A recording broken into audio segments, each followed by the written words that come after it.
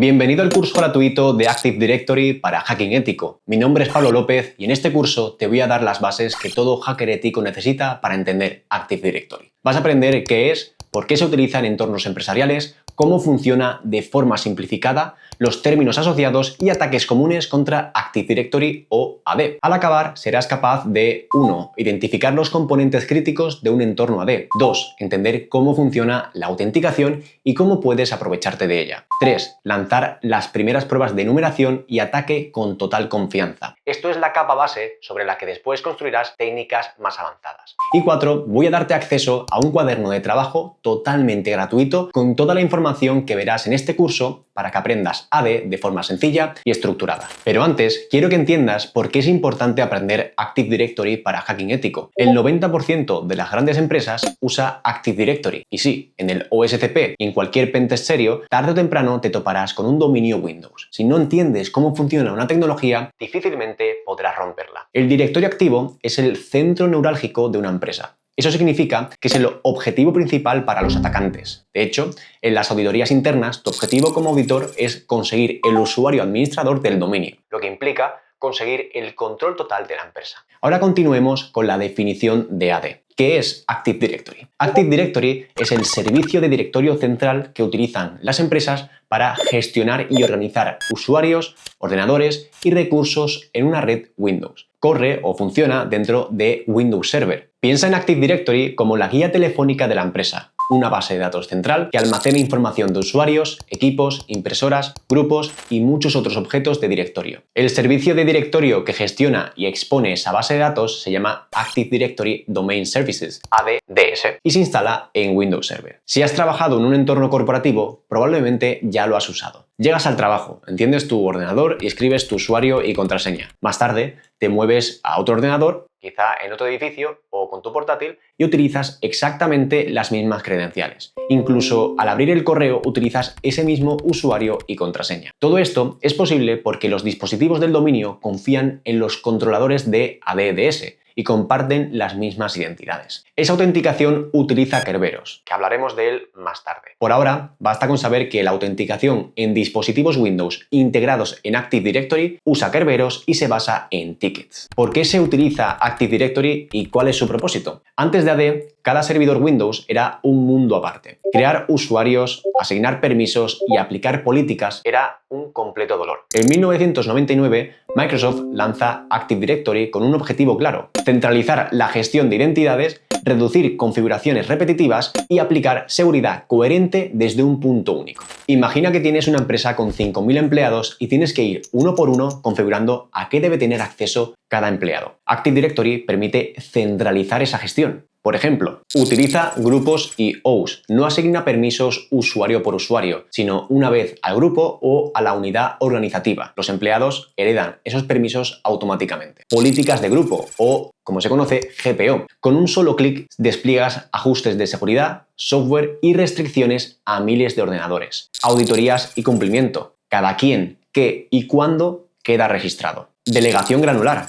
Puedes asignar permisos o roles de acceso con un nivel de detalle preciso. Eso se llama principio del mínimo privilegio, asegurando que cada usuario o sistema tenga el nivel de privilegios más bajo posible para completar sus tareas. Escalabilidad y replicación. Un dominio puede crecer de 10 a 10.000 usuarios porque la base de datos se replica entre controladores para la alta disponibilidad. Seguridad coherente. Las mismas reglas de contraseñas, bloqueo, cifrado y software se imponen en todo el dominio. Para un atacante, AD es un generador de rutas laterales. Con un único usuario de bajo nivel puedes pivotar a máquinas críticas. No necesitamos exploits específicos porque podemos aprovechar lo que AD hace por defecto: funciones, confianzas, componentes y abusar de esas características. Para un defensor es la superficie que más debe fortalecer. Piensa en la red interna como el interior de una casa. Blindas la fachada, pero no te preocupas por las cerraduras interiores. Por eso, dominar AD no es opcional, es requisito para hackear o proteger redes internas. ¿Cómo funciona Active Directory de forma simplificada?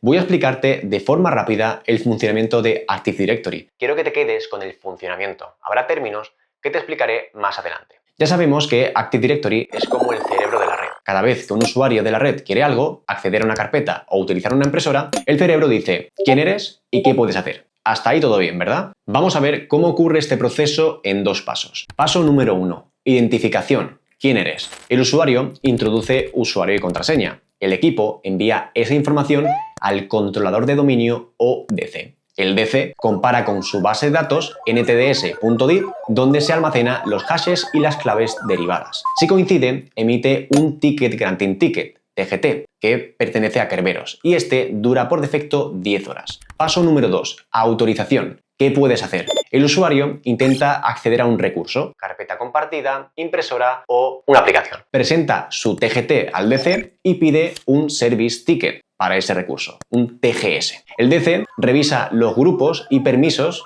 lo que se conoce como ACL y GPO, asociados a ese usuario. Si procede, genera el ticket y el recurso lo acepta sin volver a pedir la contraseña. Dentro de DC hay otros servicios en funcionamiento, como por ejemplo DNS integrado, que traduce dominios en IPs, que es imprescindible para encontrar los DCs, LDAP, que es un libro de consultas, básicamente es dame todos los usuarios del departamento de ventas. GPO, que son políticas de empresa que aplican o restringen configuraciones de forma masiva. El UID más el SID, que son identificadores únicos que evitan confusión aunque cambies el nombre visible. Así que ya sabes que AD identifica, autoriza y sincroniza. Con este funcionamiento claro, vamos a pasar a la explicación de cada término. Tenemos componentes de AD físicos y lógicos. Vas a oír estos términos una y otra vez, así que te los presento brevemente. Los irás viendo a lo largo del curso y es bueno familiarizarse con sus nombres y con lo que significan. Componentes de AD físicos. Dentro de los componentes de AD físicos tenemos el Domain Controller, el Data Store, el Read Only Domain Controller, que se conoce como RODC, y el Global Catalog. En este curso voy a explicarte únicamente los 2 primeros términos. Comencemos por el Domain Controller o el controlador de dominio, que es la columna vertebral de un entorno Active Directory. Garantiza el funcionamiento fluido de la red al gestionar la autenticación, la autorización y los servicios del directorio. Su función es mantener una copia completa de la base de datos de Active Directory, que se conoce como ntds.dit, que contiene información crítica sobre usuarios, grupos y directivas. Verificar la identidad de usuarios y dispositivos que intentan acceder a los recursos de la red. Comprueba las credenciales y aplica los permisos definidos en las directivas de seguridad. Permitir a los administradores crear cuentas, aplicar GPO, configurar permisos, etc. Active Directory utiliza un modelo multimaster. Los cambios realizados en un DC se replican al resto, manteniendo la consistencia de la información y minimizando el tiempo de inactividad. Comprometer un DC equivale a tener la llave maestra de la red. Por eso, siempre es nuestro objetivo de alto valor. Luego pasamos al ADDS Data Stores. El ADDS Data Stores, representado por el archivo ntds.dit, es el núcleo de Active Directory. Almacena de forma segura todos los datos del directorio, asegurando operaciones fiables y una gestión precisa de recursos. Algunas características que definen el Data Store son almacenamiento de datos, porque contiene objetos como cuentas de usuario, grupos, unidades organizativas y sus atributos, incluye información sensible, por ejemplo, hashes de contraseñas cifradas, el control de acceso, solo los procesos autorizados del DC pueden interactuar con el almacén. Los intentos de acceso del directorio se registran y se bloquean. Como nota importante, su ubicación por defecto es en systemroot/ntds/ntds.dit. Ahora pasemos a los componentes de AD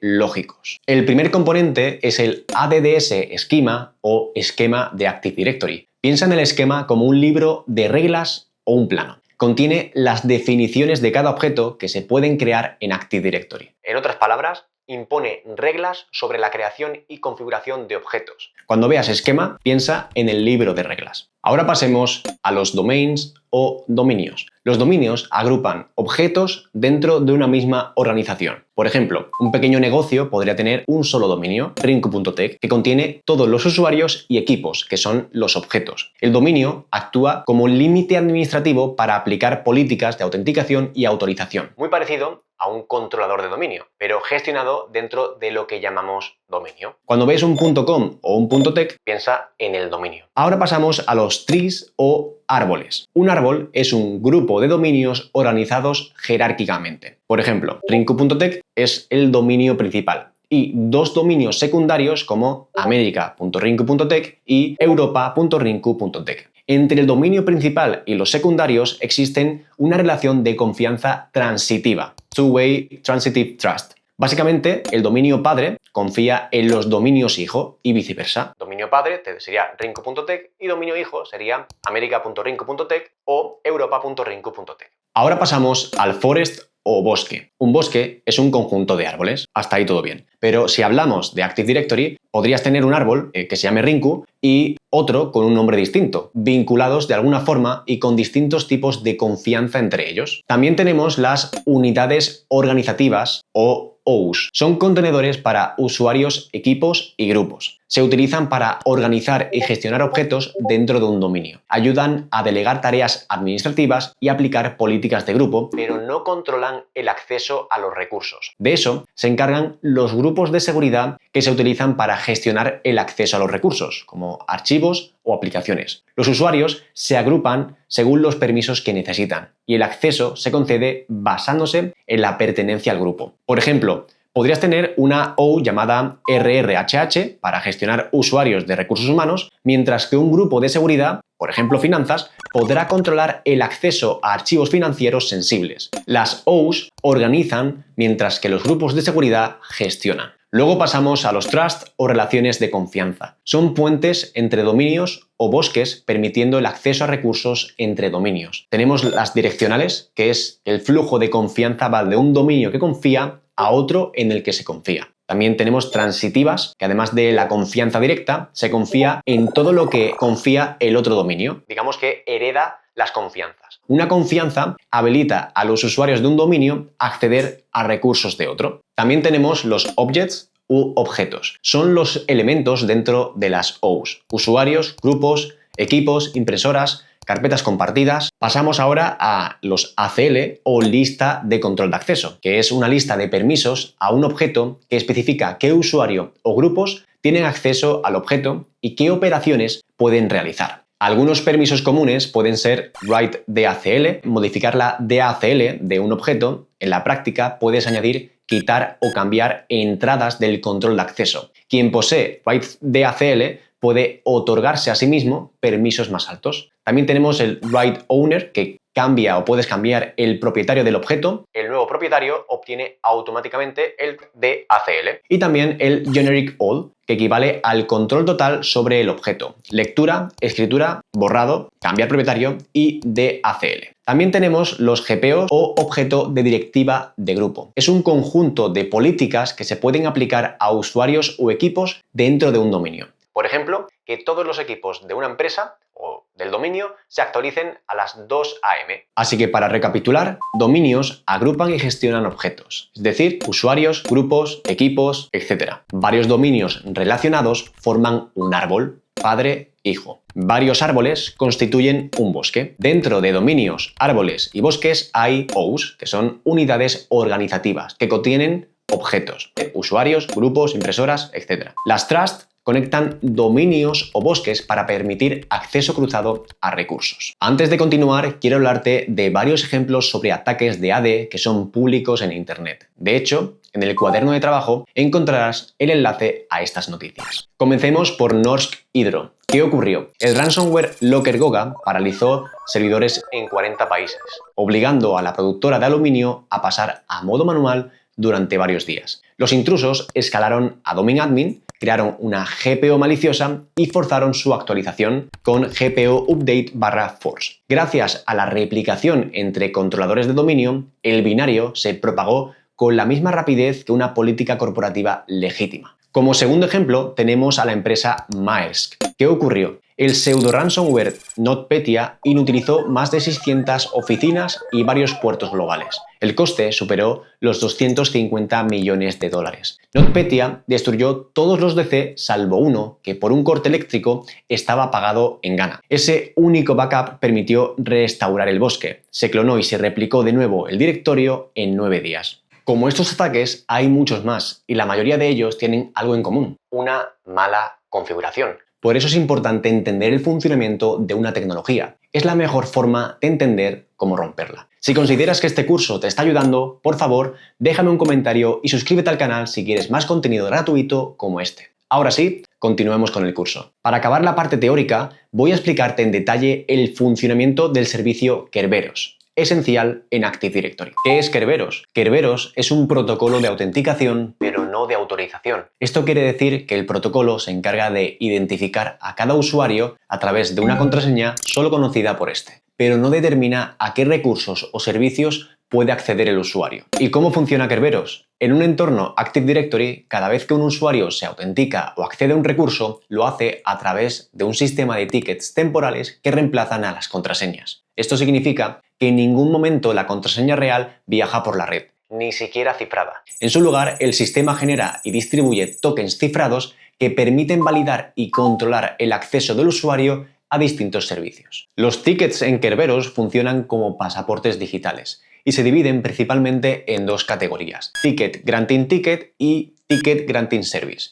Empezando por Ticket Granting Ticket, o TGT, es un ticket que actúa como prueba de que el usuario ha sido autenticado correctamente. Se obtiene durante el proceso de inicio de sesión. Está cifrado con una clave secreta conocida por el controlador de dominio, conocido como KRB-TGT. Tiene una validez temporal por defecto de 10 horas y se guarda en la memoria del sistema. Luego tenemos el Ticket Granting Service, o TGS. Es el ticket que se genera a partir del TGT y se utiliza para acceder a un servicio específico dentro del dominio. Por ejemplo, el acceder a un servicio de archivos o a una base de datos SQL. Está cifrado con la clave del servicio destino, el Service Principal Name o SPN. Cada servicio requiere un TGS distinto, lo que permite una autorización granular. Tanto el TGT como los TGS se almacenan en la memoria del sistema operativo, concretamente en el proceso de seguridad lsas.exe. Esto es funcional y eficiente para permitir sesiones sin fricción, pero también representa un riesgo si un atacante compromete la máquina.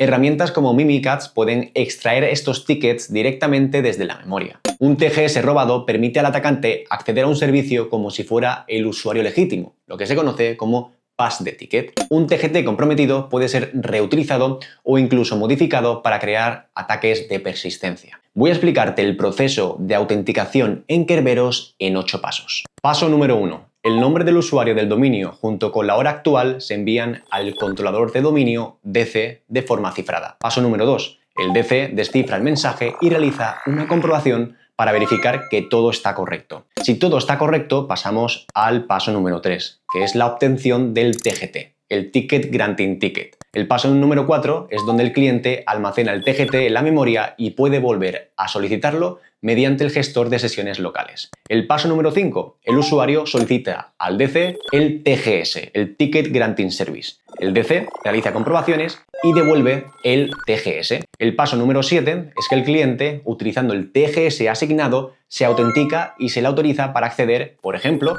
al servidor de la base de datos. Y por último, se realizan otras solicitudes de validación opcionales con el DC. Si has llegado hasta aquí, significa que has completado el curso enfocado en hacking y Active Directory. Enhorabuena, no solo has invertido tu tiempo en aprender, sino que has demostrado disciplina, constancia y un compromiso real con tu crecimiento como profesional de la ciberseguridad. Espero que este curso te haya resultado útil, práctico y aplicable en tu camino. Recuerda, entender cómo funciona Active Directory es el primer paso para aprender a atacarlo y a defenderlo. Si te interesa seguir aprendiendo con nosotros, te invito a una clase gratuita donde te explico cómo conseguir tu primer trabajo en ciberseguridad. Este es solo el inicio de tu recorrido profesional y desde aquí te animo a seguir practicando, preguntando, rompiendo cosas en laboratorios y creciendo. Nos vemos en el próximo vídeo. Paz, bits y código. ¡Chao!